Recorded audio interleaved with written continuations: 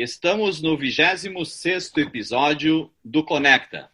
a primeira parte desse 26º episódio. O Conecta é um canal de discussões do processo penal contemporâneo. Compartilhe conhecimento e saber pelo Conecta. Sou Nereu José Giacomoli, doutor em Direito, professor da Escola de Direito da PUC, do Rio Grande do Sul e advogado. Me acompanha o professor Marcos Ebert, advogado e também professor da PUC do Rio Grande do Sul. Hoje temos a grande satisfação e a alegria de termos entre nós o professor Antônio Vieira, que é professor de Direito Processual Penal da Universidade Católica de Salvador, na Bahia, e é mestre em raciocínio probatório pela Universidade de Girona, na Espanha. Hoje o professor Antônio, e também advogado militante, principalmente na área criminal. Hoje o tema que o professor Antônio tratará diz respeito aos riscos e controles epistêmicos da colaboração premiada. Professor Antônio, é com grande alegria e satisfação que o recebemos aqui no Conecta, e a palavra é sua. Muito obrigado, professor Nereu. A alegria e a honra é toda minha. É uma grata satisfação poder participar aqui desse podcast contigo e com o também querido amigo professor Marcos, e para falar de um tema que é tão interessante, né? Desperta tantas questões, inclusive de ordem prática, e que, de certa forma, surgiu aqui no Brasil de forma mais predominante por conta do uso massivo assim, das delações no curso da Operação Lava Jato, mas que continua com sua importância mantida, né? Já que esse método de investigação, o meio de produção de prova, como alguns apontam, ele, de fato, e muito lamentavelmente, acabou vindo para ficar e tem ocupado uma posição ainda de protagonismo no funcionamento do nosso sistema de justiça criminal. É claro que, pela própria dinâmica das coisas, né, dos fatos, nós já não temos mais hoje um volume de novos acordos de colaboração como tínhamos lá no auge da Lava Jato, né, em que chegamos até o final de 2017 com quase 300 acordos de delação premiada homologados, mas esse continua sendo um tema de muita importância, sobretudo porque esse instituto, de certa forma, passou a ser adotado aqui no Brasil de uma forma muito marcante, principalmente a partir da Lei 12.850, embora já houvesse previsão legislativa anterior, mas é exatamente no seio da Lava Jato que a delação premiada ganha mais força, mais corpo, e me parece muito claro que nós não estávamos ainda suficientemente preparados para utilizar esse instituto aqui no Brasil. Seja porque, como diz o professor Jacinto, sempre com muita propriedade, seja porque é praticamente impossível se pegar um instituto cujas raízes históricas estão tão associadas a um sistema adversarial e trazer isso e fazer funcionar adequadamente num sistema inquisitório como ainda é o nosso, né, e achar que isso vai dar certo, né, muito ao contrário de ajudar a adversarializar o nosso sistema, o efeito me parece claramente o contrário, né, de transformar o nosso sistema em um sistema ainda mais inquisitório, como denuncia o professor Jacinto, mas sobretudo porque claramente também a legislação de regência da matéria veio ainda muito deficiente em relação a várias questões e detalhes da prática, né, do dia a dia da celebração dos acordos de delação, e que ficaram, evidentemente, assim, à mercê de regulamentação legal. E alguns problemas, né, relacionados ao tema são os que foram, assim, objeto de uma pesquisa que eu fiz exatamente durante o curso de mestrado na Universidade de Girona, sob a orientação do professor Jorge Ferrer Beltrán, em que trabalhei exatamente esse aspecto, né, dos riscos e controles epistêmicos na delação premiada. Isso acabou sendo publicado depois, mais recentemente, agora no ano de 2020, num artigo que é uma versão reduzida da pesquisa do mestrado, em uma obra coletiva com diversos outros colegas, e que foi publicado pela Márcia Pons espanhola, e no qual eu abordo o tema tentando chamar a atenção para algo que me parece de fundamental importância, né? Ainda hoje, né, mesmo com o passar do tempo, há uma certa credulidade exagerada na forma como nós tratamos com as informações advindas de um acordo de delação premiada ou de um relato de um colaborador. E isso me parece uma contradição, de fato, muito grande, né, porque, por todas as razões, nós deveríamos lidar com esse tipo de elementos de informação ou até elementos de prova a partir de uma perspectiva que eu tenho chamado de um certo ceticismo epistêmico, né, que atenue os problemas que a delação premiada irremediavelmente traz consigo, né? E tenho falado, na medida do que é possível, né, de que é preciso chamar a atenção para os riscos epistêmicos que esse tipo de prova traz e que muitas vezes são ignorados, seja pelos operadores do sistema de justiça, seja pela própria forma como a grande imprensa trata desses temas, praticamente atribuindo ali uma altíssima credibilidade aos relatos feitos pelos colaboradores, esquecendo, né, por um lado, de que esses colaboradores eles estão sujeitos aos mesmos tipos de erros honestos que podem comprometer o depoimento de qualquer testemunha, né,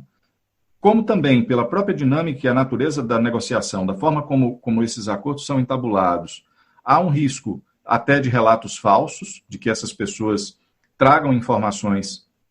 que não correspondam à realidade, não sejam sinceros nos seus depoimentos, porque se veem sob ameaça de não conseguirem o acordo e podem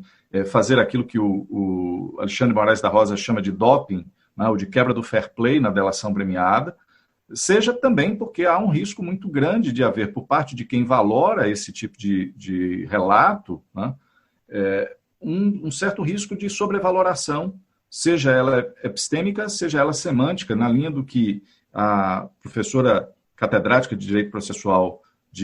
da Universidade de Castilha-La Mancha, Marina Gascon, aponta com muita propriedade, né? Há um risco de quem vai valorar essa prova atribua uma credibilidade mais alta do que esse relato merece, isso seria aquilo que nós chamamos de sobrevaloração epistêmica, ou até um risco de uma equivocada interpretação mesmo, ou seja, o relato diz uma coisa e quem vai valorar isso entende como se o que estivesse dito ali, né, tivesse um outro sentido ou fosse numa outra direção, o que remeteria à ideia de sobrevaloração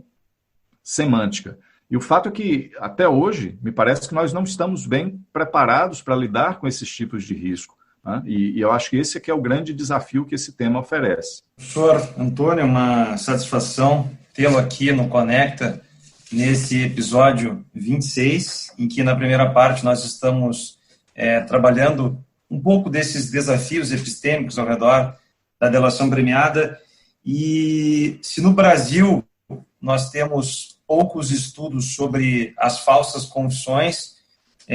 tenho certeza que nos Estados Unidos nós, de alguma maneira, até mesmo pelo sistema de justiça criminal, que é a base do seu artigo, é a base do seu escrito, a base da sua teoria, com certeza nós já estamos anos-luz em relação a esse diagnóstico. E eu trago aqui a contribuição da professora Juliana Ferreira da Silva, que publicou no boletim do IBCCRIM número 27, 2019, um artigo muito, muito importante sobre o plea bargain e as falsas confissões. E ela traz um número bastante importante, noticiando que em torno de 1/4 dos casos de pessoas injustamente condenadas, na verdade, tiveram confissões viciadas nos Estados Unidos. Então, isso revela, sem dúvida alguma, que diante da delação, da colaboração, nós temos realmente um problema epistêmico não a ser diagnosticado, porque esse diagnóstico é muito bem feito por ti e também pelo professor Geraldo Prado, pela professora Janaína Matida e tantos outros colegas, não tantos, mas outros colegas que trabalham esse tema da epistemologia jurídica. Mas eu também coloco aqui um problema que, se não temos, teremos, porque se passamos por algo parecido lá na transação penal, do ponto de vista de não discutirmos o conflito, de não nos interessarmos pela discussão do conflito e passarmos a padronizar cláusulas, o mesmo aconteceu na delação, o mesmo aconteceu na colaboração, e evidentemente que o que se extrai daí para gerar efeitos em outros ramos do direito, por exemplo, virá a acontecer e já está acontecendo no acordo de não persecução penal. Então, nós também, ou seja, nós seguimos com essa tendência a não ter, como o professor Geraldo Prado muito bem traz um diagnóstico muito forte sobre a transação penal, o professor Jacinto também traz um diagnóstico muito forte, muito importante sobre a transação penal, no sentido de que não tivemos uma discussão anterior. E se não tivemos uma discussão anterior, quando se propõe uma solução legislativa assodada, o resultado não poderia ser outro que não é esse que estamos vivenciando agora através do teu diagnóstico. Professor Nereu Giacomoli. A realidade é que nós tivemos uma avalanche, né, como o professor Antônio Vieira colocou, e ele coloca tão bem no capítulo do livro, organizado pelo professor Ferrer, tá? Tivemos uma avalanche de colaborações premiadas e delações premiadas, né?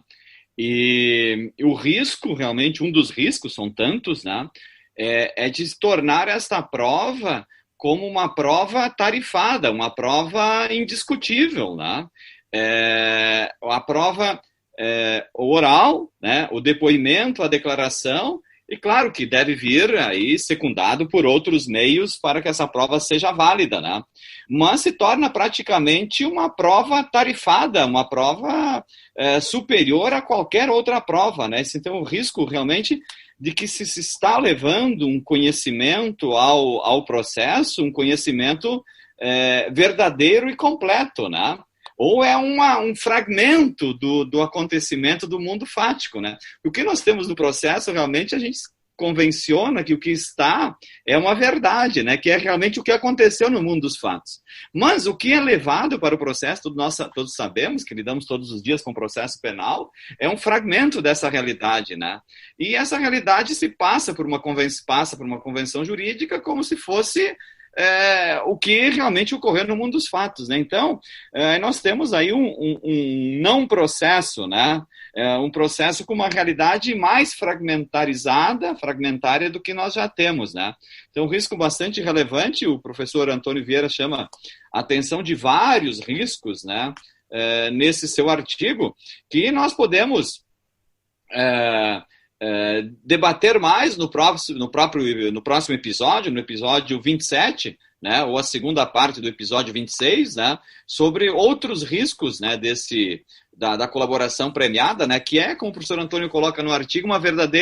uma equiparação com a própria tortura, né, como outros pesquisadores já fizeram, né, uma equiparação com a tortura. Né? E, professor Nereu, até seria importante que nós discutíssemos também eventuais mecanismos de controle, né, disso que o professor Antônio Vieira também propõe. Então, professor Antônio, satisfação enorme tê-lo aqui conosco nesse episódio 26 do Conecta. O professor Antônio, que além de nosso amigo, de longa data, é professor da Universidade Católica e também em Salvador, e é também mestre em raciocínio probatório pela Universidade de Girona, na Espanha, e é um advogado criminalista com atuação nacional aqui no Brasil, e muito nos orgulha, professor Antônio, tê-lo aqui conosco no Conecta. Esse é o 26º episódio do Conecta Podcast, que toda quarta-feira, às 18 horas, vai ao ar pelo Spotify e pelo YouTube. Aguardamos todos vocês no próximo episódio 27, com a segunda parte desta conversa sobre delação premiada e desafios epistêmicos.